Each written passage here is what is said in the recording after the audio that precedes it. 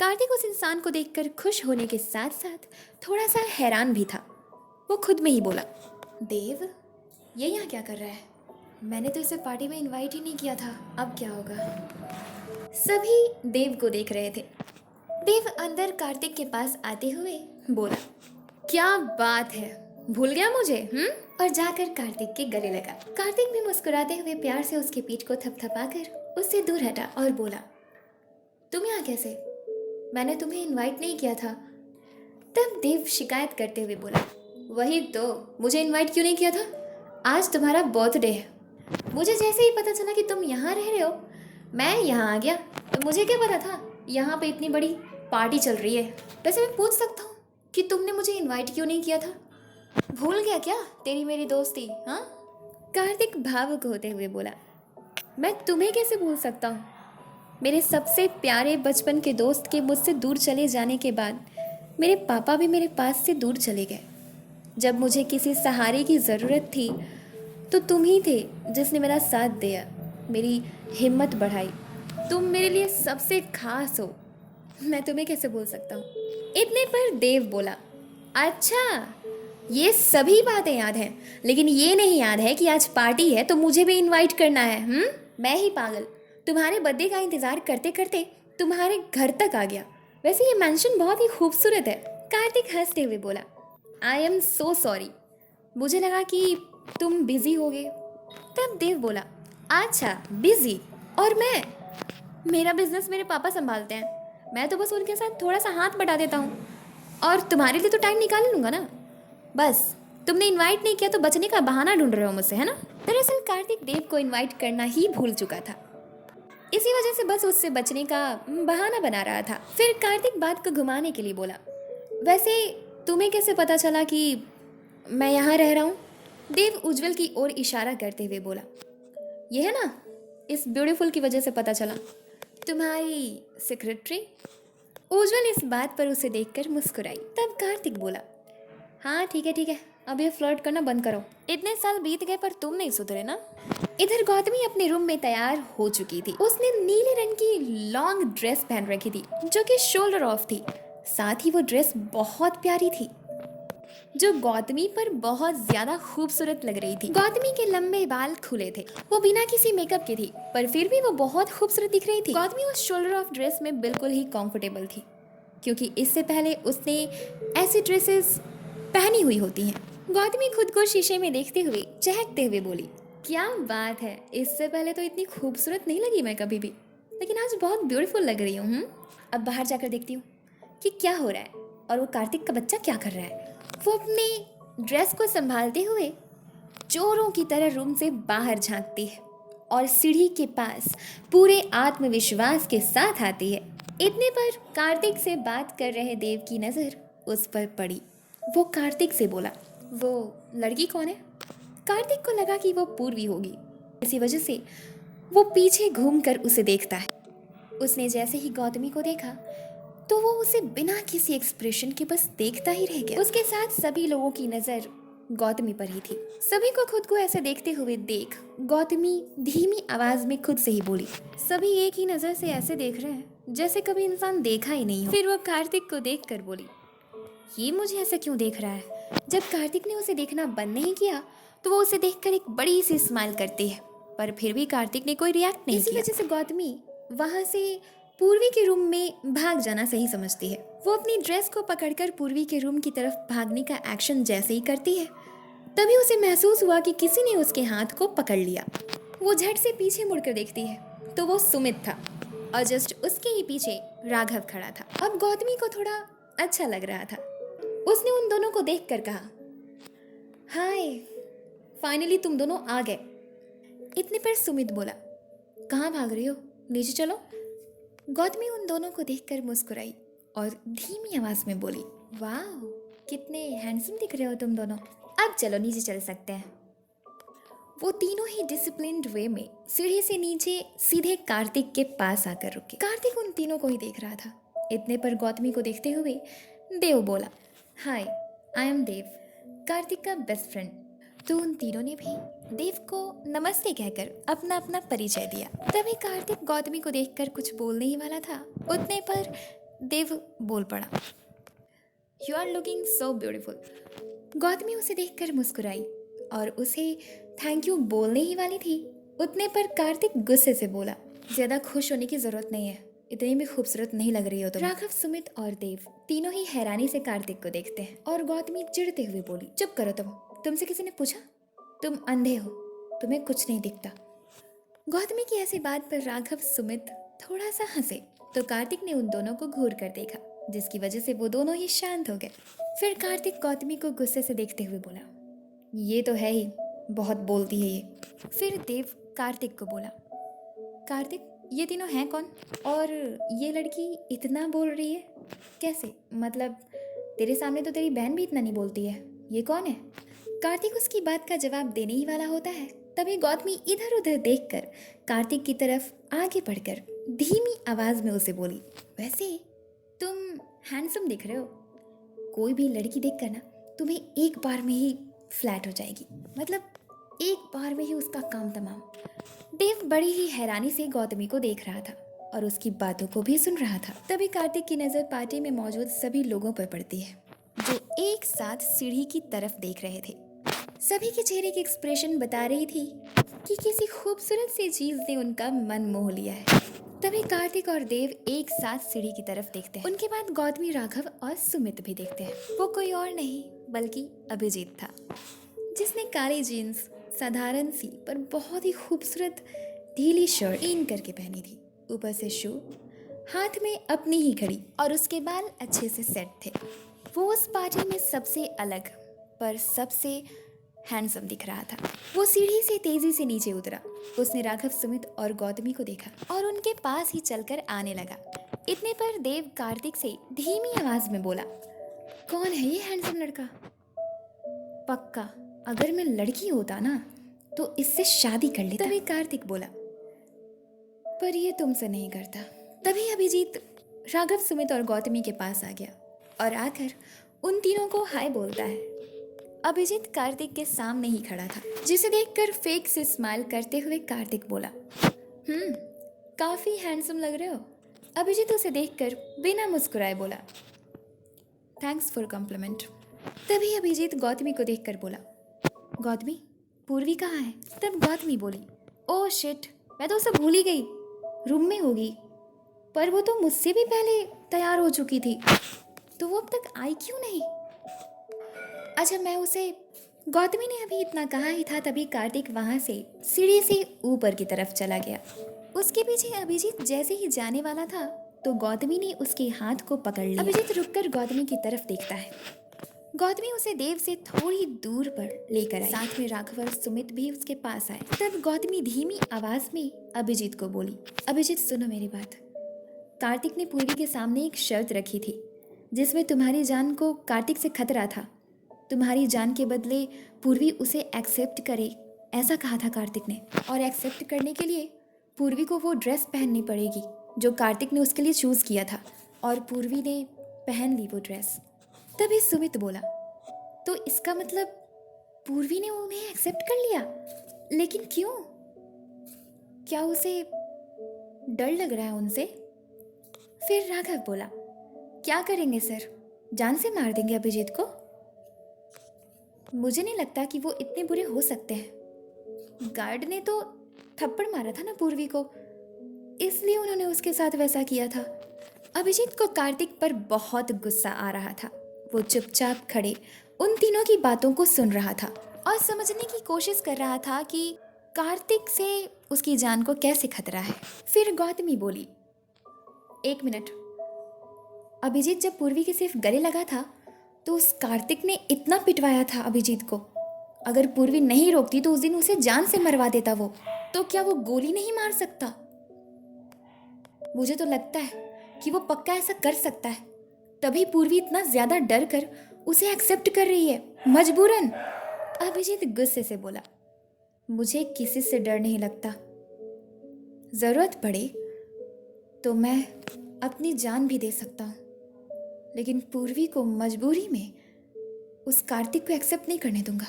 इतने पर राघव बोला, मगर तेरी जान को खतरा है उनसे।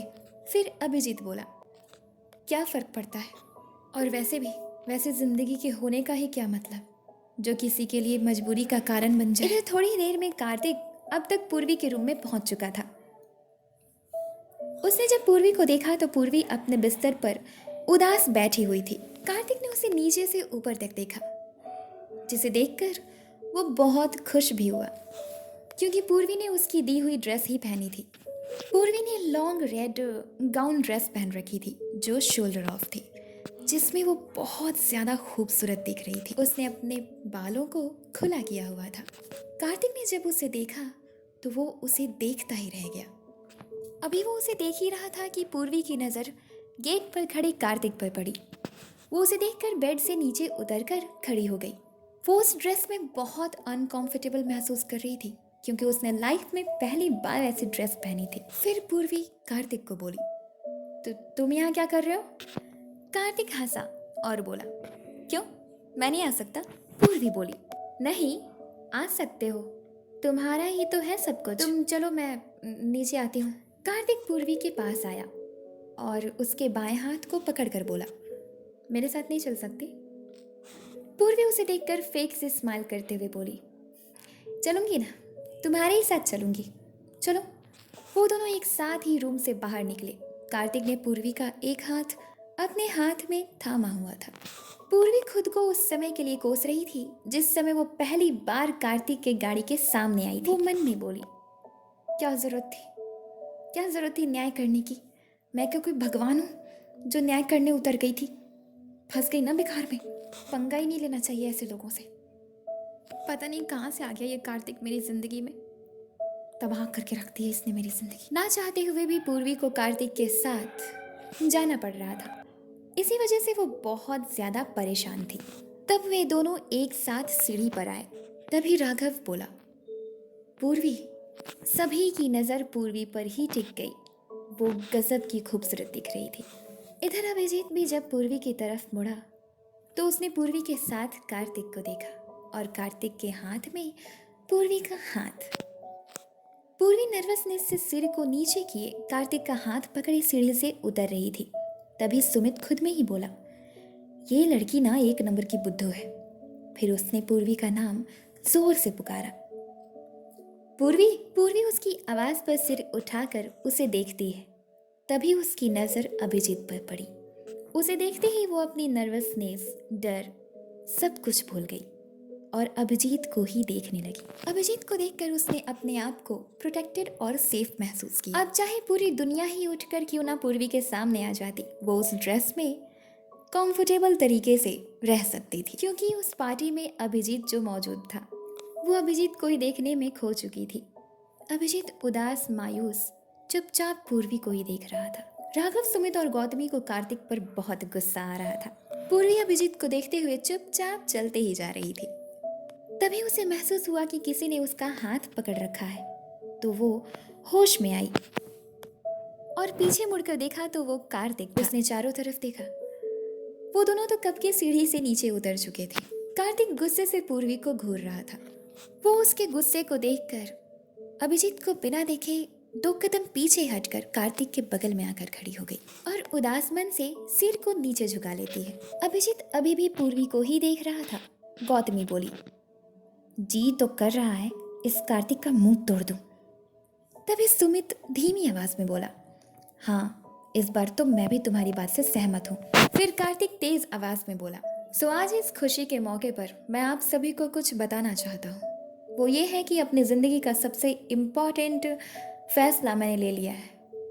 आज से कुछ साल बाद मैं अपनी गर्लफ्रेंड पूर्वी, इससे शादी करने वाला हूँ। और आप लोगों को तो पता चल ही गया होगा कि पूर्वी कौन है। वहाँ मौजूद सभी एक साथ क्लैपिंग करते हैं, सिवाय राघव, सुमित, गौतमी, अभिजीत के। राघव, सुमित और गौतमी तीनों ही कार्तिक को घूर रहे थे और ये बात सुनते ही अभिजीत की आंखों में आंसू आ जाते हैं। पूर्वी भी एक नज़र अभिजीत को देखती है। वो भी नहीं चाहती थी कि वो कार्तिक को एक्सेप्ट करे, पर वो भी क्या करती, वो भी तो मजबूर थी। अभिजीत की जान जो बचानी थी उसे। पूर्वी राघव, सुमित और गौतमी को देखती है जो कि गुस्से में थे और फिर रोते हुए अभिजीत को देखती है और खुद से ही मन में बोली, अभिजीत को तो गुस्सा होना चाहिए, फिर ये रो क्यों रहा है? फिर कार्तिक पूरे एटीट्यूड के साथ मुस्कुराते हुए अभिजीत को देखता है, पर अभिजीत कार्तिक को न देखकर चुपचाप पूर्वी को देख रहा था।